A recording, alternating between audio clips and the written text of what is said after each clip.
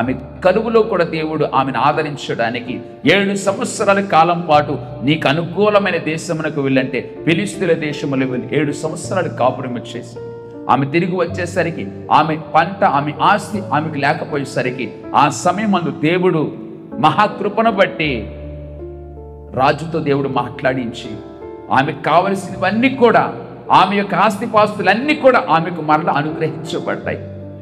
ఈ శూన్యము కనురాల యొక్క జీవితాన్ని చూస్తే ఆమెను దేవుడు ఎంతగానో దీవించి ఆశీర్వదించాడు. ఆమెకు లేనిది దేవుడు అనుగ్రహించాడు.